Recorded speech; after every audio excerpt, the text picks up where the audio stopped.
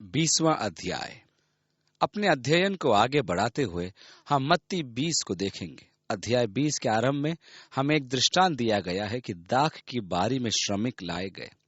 यीशु ने कहा, स्वर्ग का राज्य किसी गृहस्थ के समान है जो सवेरे निकला कि अपने दाख की बारी में मजदूरों को लगाए, और उसने मजदूरों से 1 दिनार रोज पर ठहराकर उन्हें अपने दाख की बारी में भेज दिया। उस युग में दिनार का वही महत्व था जो कभी हमारे देश में तांबे के 1 पैसे का था। यही उनकी 1 दिन की मजदूरी होती थी। ये लगभग सुबह 6 बजे का समय था कि उसने कुछ मजदूर लिए और अपने दाख की बारी में भेज दिया। आगे 3री आयत में लिखा है, फिर एक पहर दिन चढ़े उसने निकलकर अन्य लोगों को बाजार में बेकार खड़े देखा और उनसे कहा, तुम भी दाख की बारी में जाओ और जो कुछ ठीक है तुम्हें दूंगा। अतः वे भी गए। फिर उसने 2रे और 3रे पहर के निकट निकलकर वैसा ही किया। 1 घंटा दिन रहे उसने फिर निकलकर दूसरों को खड़े पाया और उनसे कहा, तुम क्यों यहाँ दिन भर बेकार खड़े रहे? उन्होंने उससे कहा, इसलिए कि किसी ने हमें मजदूरी पर नहीं लगाया। उसने उनसे कहा, तुम भी दाख की बारी में जाओ। सांझ को दाख की बारी के स्वामी ने अपने भंडारी से कहा, मजदूरों को बुलाकर पिछलों से लेकर पहलों तक उन्हें मजदूरी दे। जब वे आए जो घंटा भर दिन रहे लगाए गए थे, तो उन्हें 1-1 दिनार मिला। जो पहले आए उन्होंने ये समझा कि हमें अधिक मिलेगा, परंतु उन्हें भी 1 ही दिनार मिला। जब मिला तो वे गृह स्वामी पर कुड़कुड़ा के कहने लगे, इन पिछलों ने 1 ही घंटा काम किया और तूने उन्हें हमारे बराबर कर दिया, जिन्होंने दिन भर का भार उठाया और धूप सही। उसने उनमें से एक को उत्तर दिया, हे मित्र, मैं तुझसे कुछ अन्याय नहीं करता। क्या तूने ही मुझसे 1 दिनार न ठहराया था? जो तेरा है उठा ले और चला जा। मेरी इच्छा यह है कि जितना तुझे दूं उतना ही इस पिछले को भी दूं। क्या यह उचित नहीं कि मैं अपने माल से जो चाहूं सो करूं? क्या मेरे भले होने के कारण तू बुरी दृष्टि से देखता है? इस रीति से जो पिछले हैं वे पहले होंगे और जो पहले हैं वे पिछले होंगे। यदि आप पिछले अध्याय के अंतिम पद को पढ़ें तो आपको यही व्यक्तित्व देखने को मिलेगा, जो पहले हैं पिछले होंगे और जो पिछले हैं पहले होंगे। वो यहाँ भी उसी तथ्य को दोहराता है। यही वे शब्द प्रतीत होते हैं जो इस दृष्टांत का आधार है। यदि हम कुछ और पीछे की ओर जाते हैं तो देखते हैं कि पतरस ने कहा कि देख, हम तो सब कुछ छोड़ तेरे पीछे हो लिए हैं। और यीशु ने उससे कहा, जिस किसी ने मेरे नाम के लिए सब कुछ छोड़ दिया है उसको 100 गुना मिलेगा और वो अनंत जीवन का अधिकारी भी होगा। परंतु इस दृष्टांत के द्वारा यीशु हमें क्या शिक्षा देना चाहता है? इसके कहने का अर्थ यह है कि हम प्रभु की दाख के बारे में श्रम कर रहे हैं। दूसरा यह कि मुझे प्रभु ने काम पर लगाया है, जो एक सत्य है। यहाँ ध्यान दीजिए कि ये मजदूर स्वयं नहीं गए थे, उन्हें दाख की बारी के स्वामी ने भेजा था। अब क्योंकि उन्हें परमेश्वर ने भेजा था, उन सबको 1 ही मजदूरी दी गई। हमारा यह भी अनुभव है कि कुछ लोग अपनी मरण शैया पर मसीह यीशु को अपना उद्धारक ग्रहण करते हैं और अनंत जीवन में प्रवेश करते हैं। हम जिन्होंने अपने संपूर्ण जीवन प्रभु की सेवा की, हम भी उसी अनंत जीवन में प्रवेश करते हैं। यहाँ यीशु जिस सत्य को दर्शाना चाहता था वह यह है कि यह परमेश्वर के हाथ में है कि वह जिसे जो चाहे वह दे, और यह भी कि वे जो अंतिम समय में परमेश्वर के राज्य में प्रवेश करते हैं, परमेश्वर उन्हें प्रतिफल देता है तथा वे राज्य में अपना स्थान पाते हैं। परंतु यहाँ एक और गुप्त सत्य है, और वह यह है कि ऐसे वारिसों को सांसारिक जीवन में परमेश्वर को जानने और उसकी सेवा करने का आनंद प्राप्त नहीं हुआ। मेरा यह विश्वास है कि इस दृष्टांत में यीशु ये दर्शाता है कि मनुष्य के जीवन में कभी देरी नहीं होती।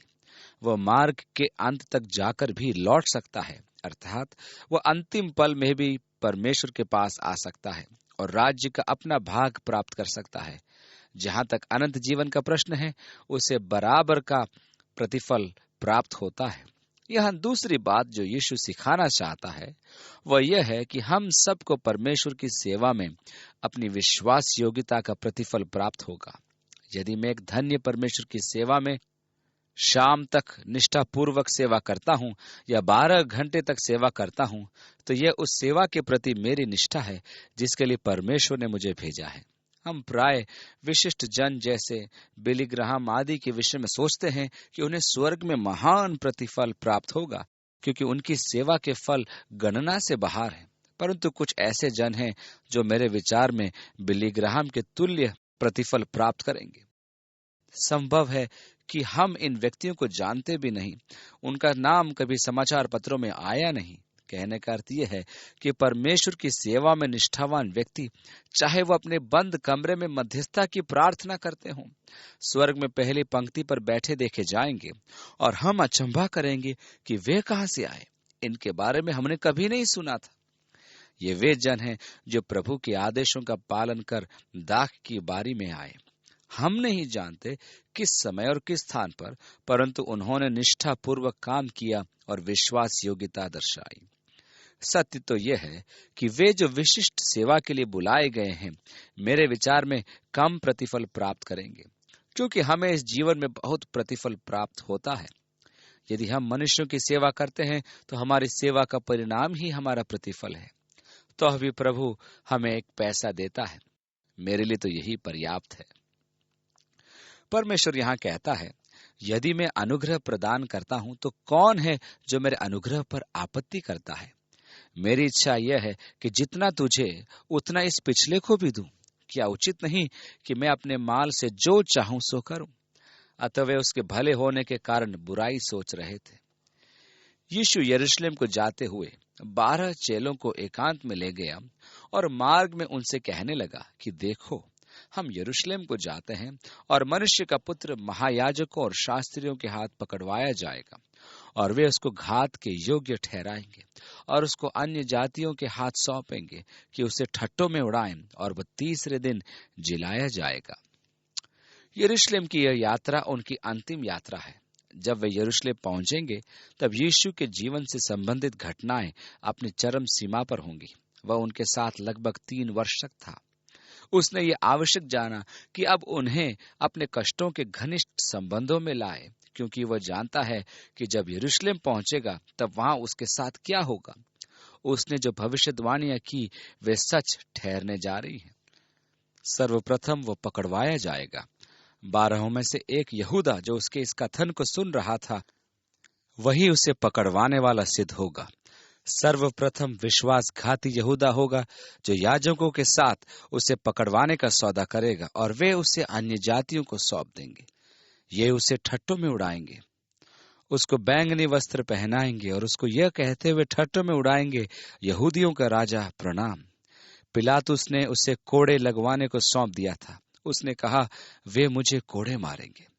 मुझे पूरा विश्वास है कि यीशु को कोड़े लगाए जाने में बहुत सी ऐसी बातें हैं जिन्हें हम नहीं समझते हैं।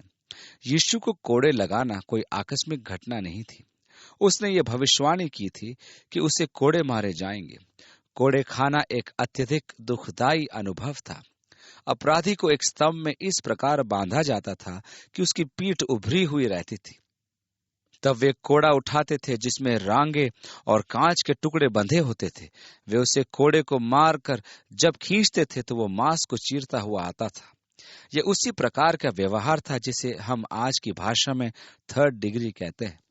उद्देश्य यह होता है कि अपराधी अपने उस अपराध को स्वीकार कर ले जो उसने रोम की सरकार के विरुद्ध में किए थे। जैसे जैसे अपराधी अपना अपराध स्वीकार करता जाता, वैसे जल्लाद कोड़ों का प्रहार हल्का करता जाता। परंतु यदि अपराधी चुप रहता तो वो प्रत्येक प्रहार के उत्तरोत्तर उग्र करता जाता था और अंत में अपराधी को पुकार कर अपना अपना अपराध स्वीकार करना पड़ता था। यशायाह की भविष्यवाणी थी, वह सताया गया तो भी वह सहता रहा और अपना मुंह न खोला। जिस प्रकार भेड़ बध होने के समय वह भेड़ी ऊन कतरने के समय चुपचाप शांत रहती है, वैसे ही उसने भी अपना मुंह न खोला। इसका अर्थ यह हुआ कि उस पर प्रत्येक प्रहार उग्रता में बढ़ाया जा रहा था। वे उससे अपराध स्वीकार करवाना चाह रहे थे। अब क्योंकि उसने कोई अपराध नहीं किया था तो वो क्यों कर कुछ कहता। यशायाह ने इसकी भविष्यवाणी की थी और वो इसका कारण भी देता है, और उसके कोड़े खाने से हम चंगे किए गए। यही वह कारण विशेष था जिसके लिए उसने कोड़े खाए। अन्यथा स्वर्गीय पिता क्यों अपने पुत्र को दंड भुगतने देता।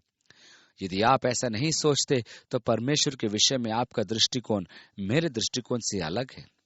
मत्ती के 8वें अध्याय में कहा गया है कि उसने समस्त दुष्टात्मा ग्रसित और रोगियों को चंगा किया। कि भविष्यद्वक्ता की भविष्यवाणी पूरी हो। वो आप ही हमारे पापों को अपने देह पर लिए हुए क्रूस पर चढ़ गया, जिससे हम पापों के लिए मर करके धार्मिकता के लिए जीवन बिताए। उसी के मार खाने से तुम चंगे हुए हो। प्रेरित पौलुस कुरिन्थ की कलीसिया को प्रेम भोज के दुरुपयोग के विषय चेतावनी में यीशु के देह के तोड़े जाने और उसके लहू बहाए जाने के विषय में कहता है, क्योंकि यह बात मुझे प्रभु से पहुंची और मैंने तुम्हें भी पहुंचा दी कि प्रभु यीशु ने जिस रात वो पकड़वाया गया, रोटी ली और धन्यवाद करके उसे तोड़ी और कहा कि यह मेरी देह है जो तुम्हारे लिए है, मेरे स्मरण के लिए यही किया करो। इसी रीति से उसने बियारी के पीछे कटोरा भी लिया और कहा, यह कटोरा मेरे लहू में नई वाचा है, जब कभी पियो तो मेरे स्मरण के लिए यही किया करो। क्योंकि जब कभी तुम ये रोटी खाते और इस कटोरे में से पीते हो तो प्रभु की मृत्यु को जब तक वह न आए प्रचार करते हो। पौलुस ने उन्हें चेतावनी दी कि वे प्रभु भोज किस आत्मा में होकर खाते हैं। वे जो नाम के लिए और असावधानी से उसे खाते हैं और उसकी आत्मिक गंभीरता को नहीं समझते, उनसे उसने कहा, इसी कारण तुम में बहुतेरे निर्बल और रोगी हैं और बहुत से सो भी गए। ये मेरी देह है जो तुम्हारे लिए है। इसका क्या अर्थ है? यीशु अपने कोड़े खाने के विषय में कह रहा था। यह उसका अर्थ हड्डियों के तोड़े जाने से नहीं था, क्योंकि परमेश्वर को दिए जाने वाले बलिदान में कोई दोष नहीं होना था। उसकी हड्डी टूटी हुई नहीं होनी थी। भजन संहिता उसके 34 के 20 में उसके विषय में यह भविष्यवाणी की थी कि उसकी एक भी हड्डी नहीं तोड़ी जाएगी। इसलिए कोई यह न समझे कि उसकी हड्डी तोड़ी गई थी। उसका अर्थ था कि उसकी देह हमारे लिए कोड़े खाने को दी गई थी। ऐतिहासिक तथ्य तो यह है कि कोड़े की मार ऐसी भयानक होती थी कि अनेक लोग तो क्रूस पर चढ़ाए जाने के लिए जीवित ही नहीं रहते थे। इस मार से यीशु ऐसा निर्बल हो गया था कि सिपाहियों को किसी अन्य जन की आवश्यकता पड़ी कि उसका क्रूस उठवाए। उसने आपके कारण कोड़े खाए कि उसके कोड़े खाने से आप चंगे किए जाएं।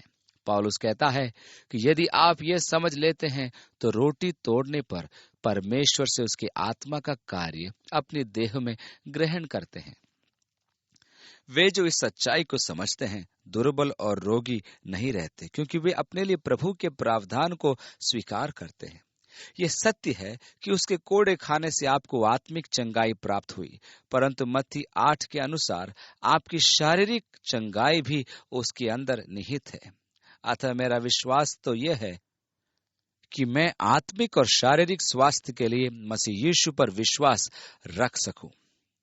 हमारी प्रभु भोज की सहभागिता रोग मुक्ति की सहभागिता भी है, क्योंकि इस विश्वास से वे जब रोटी तोड़ते हैं तब वे उसके कष्टों के प्रतिफल को प्राप्त करते हैं। यही कारण था कि परमेश्वर ने उसे कष्ट उठाने दिए कि आप अपने देह में चंगाई और सामर्थ्य प्राप्त करें। मेरा व्यक्तिगत अनुभव यह है कि प्रभु भोज लेने पर परमेश्वर अनेक बार मुझे शारीरिक शक्ति प्रदान करता है और मैं मसीह के उस कार्य को अपनी शारीरिक आवश्यकताओं के लिए प्राप्त करता हूं। इस प्रकार हम देखते हैं कि यीशु ने अपने क्रूसीकरण और पुनरुत्थान की भविष्यवाणी की थी। उसने अपने शिष्यों को पहले से ही बता दिया था कि वे यरूशलेम जाएंगे, जहां उसे पकड़वाया जाएगा। उसे महायाजकों को सौंपा जाएगा, जो उसे अन्य जातियों यानी रोमियों के हाथ में सौंप देंगे कि वे उसे ठट्टों में उड़ाएं। उसे कोड़े मारेंगे और अंत में उसे क्रूस पर चढ़ा देंगे, परंतु वह तीसरे दिन अवश्य जी उठेगा। यीशु ने जब भी अपने शिष्यों से अपनी मृत्यु के विषय चर्चा की, उन्होंने उसके कथन पर ऐसी अरुचि दिखाई कि उन्होंने उसकी कभी सुनी ही नहीं। मैं तीसरे दिन फिर जी उठूंगा। उसके क्रूसीकरण का विचार उनके लिए एक ऐसे दुख की बात थी कि वे उसके पुनरुत्थान की भविष्यवाणी पर ध्यान ही न दे पाए। उसके पुनरुत्थान तक उन्हें स्मरण नहीं रहा कि उसने क्या कहा था, तीसरे दिन मैं फिर जी उठूंगा। उसके पुनरुत्थान के पश्चात उन्हें ध्यान आया कि उसने कहा था। 20वीं आयत में, तब जब्दी के पुत्रों की माता ने अपने पुत्रों के साथ उसके पास आकर। अब देखिए, याकूब और यूहन्ना जब्दी के पुत्र थे। उनकी माता यीशु के पास आई। प्रत्येक माता अपने पुत्रों के लिए अच्छा ही सोचती है। मुझे ऐसी पारिवारिक एकता बहुत अच्छी लगती है। आगे लिखा है, अपने पुत्रों के साथ उसके पास आकर प्रणाम किया और उससे कुछ मांगने लगी। उसने उससे कहा, तू क्या चाहती है? वह उससे बोली, यह कह कि मेरे ये 2 पुत्र तेरे राज्य में, एक तेरे दाहिने और एक तेरे बाएं बैठे। ऐसी माता हो तो क्या आप उससे प्रेम नहीं करेंगे? यीशु ने उत्तर दिया, तुम नहीं जानते कि क्या मांगते हो। जो कटोरा मैं पीने पर हूं, क्या तुम पी सकते हो? उन्होंने उससे कहा, पी सकते हैं। ध्यान दीजिए कि उनकी माता यीशु से बात कर रही है और वे दोनों उसके पीछे खड़े हैं। हो सकता है कि वे ही उसे यीशु के पास लाए हों, क्योंकि जब यीशु ने कहा कि क्या वे उस प्याले को अर्थात क्रूस, मृत्यु, अपमान और परित्याग को पी सकते हैं, तो उन्होंने तुरंत हाँ कहा था। उसने उनसे कहा, तुम मेरा कटोरा तो पियोगे।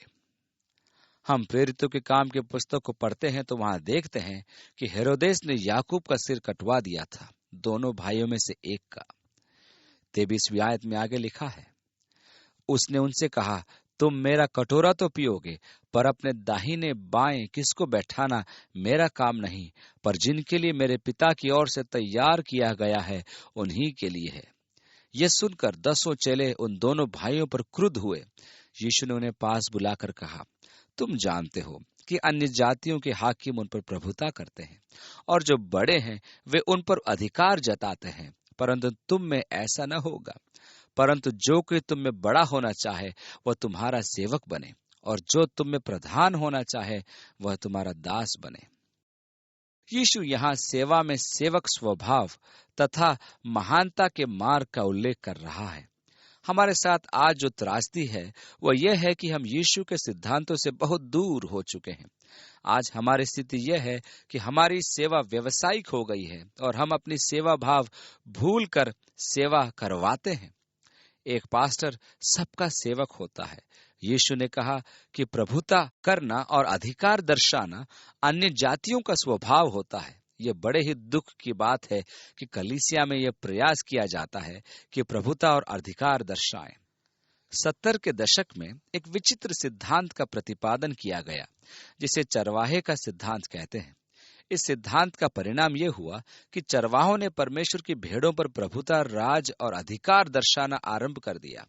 उन्होंने अपने आप को परमेश्वर और उसकी भेड़ों के बीच में खड़ा कर दिया।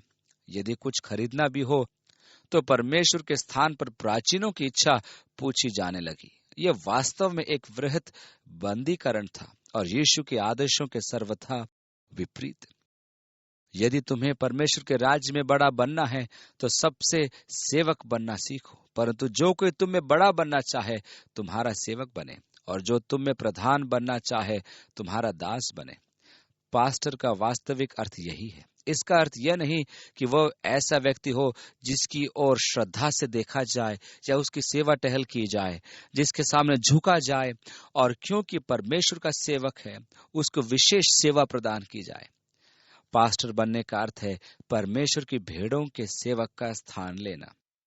मेरी परमेश्वर से यही प्रार्थना है कि हम सेवा के सिद्धांत को कभी न भूलें कि हम सबके सेवक हैं। हमारे लिए यह अति महत्वपूर्ण है, क्योंकि यीशु ने कहा, मनुष्य का पुत्र वह इसलिए नहीं आया कि उसकी सेवा टहल की जाए, परंतु इसलिए आया कि आप सेवा टहल करें और बहुतों की छुड़ौती के लिए अपने प्राण दे। वह इसलिए नहीं आया कि लोग उसकी सेवा करें, परंतु इसलिए कि वह मनुष्य की आवश्यकताओं में उनकी सेवा करे। और जब वे यरीहो से निकल रहे थे, अगली आयत में लिखा है, तो एक बड़ी भीड़ उसके पीछे हो ली, और देखो 2 अंधे जो सड़क के किनारे बैठे थे, ये सुनकर कि यीशु जा रहा है, पुकार कर कहने लगे कि हे प्रभु, दाऊद के संतान, हम पर दया कर। लोगों ने उन्हें डांटा कि चुप रहें, पर वे और भी चिल्लाकर बोले, हे प्रभु, दाऊद की संतान, हम पर दया कर। तब यीशु ने खड़े होकर उन्हें बुलाया और कहा, तुम क्या चाहते हो कि मैं तुम्हारे लिए करूं? उन्होंने उससे कहा, हे प्रभु, यह कि हमारी आंखें खुल जाएं। यीशु ने तरस खाकर उनकी आंखें छुईं और वे तुरंत देखने लगे और उसके पीछे हो लिए। यहाँ हम देखते हैं कि यीशु यरीहो से निकलकर जा रहा है और एक बड़ी भीड़ उस पर गिरी पड़ती थी। वहां 2 अंधे भी थे, जिन्होंने कोलाहल सुनकर पूछा कि कौन ऐसा व्यक्ति जा रहा है। निश्चय ही उन्होंने यीशु की ख्याति को सुना था, वरन प्रत्येक दुर्बल व्यक्ति ने उसके विषय में सुना था। उन्होंने उसके उन समस्त चमत्कारों के विषय में सुना था जो उसने गलील के कफरनहूम में किए थे। इन अंधे व्यक्तियों ने सोचा यह उनके जीवन का सुनहरा अवसर है कि वे नया जीवन पाएं। वे यीशु को देख तो नहीं सकते थे, परंतु भीड़ के गमनागमन द्वारा वे आभास कर रहे थे कि वह वहां कहीं होगा। अतः उन्होंने यीशु को पुकारना आरंभ कर दिया। भीड़ में से लोगों ने उन्हें शांत हो जाने को कहा। वे उन्हें यीशु को पुकारने से मना कर रहे थे, परंतु वे इतने अधिक निराश थे कि लोगों की चिंता किए बिना वे और अधिक ऊंचे स्वर से पुकारने लगे, हे प्रभु, दाऊद की संतान, हम पर दया कर। यीशु उनकी पुकार सुनते ही थम गया और कहा, उन्हें बुलाओ। जब वे लाए गए तो यीशु ने उनसे पूछा, तुम क्या चाहते हो कि मैं तुम्हारे लिए करूं? उन्होंने कहा, यह कि हमारी आंखें खुल जाएं। उसने उन पर तरस खाया और उसने उनकी आंखें खोल दी। वे भी भीड़ के साथ उसके पीछे यरूशलेम को चल दिए। यहाँ विशेष ध्यान देने योग्य बात यह है कि यीशु का मन दुखी था, क्योंकि वह जानता था कि उसे पकड़वाया जाएगा, उसका अपमान किया जाएगा, उसे कोड़े मारे जाएंगे और उसे क्रूस पर चढ़ाया जाएगा। परंतु उसने मानव सेवा का त्याग नहीं किया। उसके पास किसी मनुष्य की सेवा के लिए सदैव समय रहता था। जब किसी व्यक्ति का सेवा कार्य बहुत अधिक हो जाता है और वो एक बड़ा व्यक्ति बन जाता है, तो वे आम मनुष्य से संपर्क तोड़ देते हैं और उनकी आवश्यकताओं की चिंता नहीं करते। उनका सेवा कार्य प्रभु से अधिक महान हो जाता है। यदि ऐसा समय आ जाए कि मुझे सभा के अंतिम क्षण में पिछले द्वार से आराधना में प्रवेश कराया जाए और आराधना के समापन से पूर्व निकल जाना हो, तो मुझे किसी और कार्य की खोज में लग जाना ज्यादा अच्छा होगा, क्योंकि आपके पास अब किसी की व्यक्तिगत आवश्यकताओं के निमित्त सेवा करने का समय नहीं रहा। ये दो व्यक्ति हमें उन व्यक्तियों का प्रतीत होते हैं जो पापों में गिरे हैं, और इस गद्यांश में आत्मिक पक्ष यह है कि ऐसे जन यीशु को पुकारें। मनुष्य सदा ही आपको निरुत्साहित करेंगे, परंतु तुम्हारा साहस न टूटे, क्योंकि आपके लिए एक नया जीवन इंतजार कर रहा है।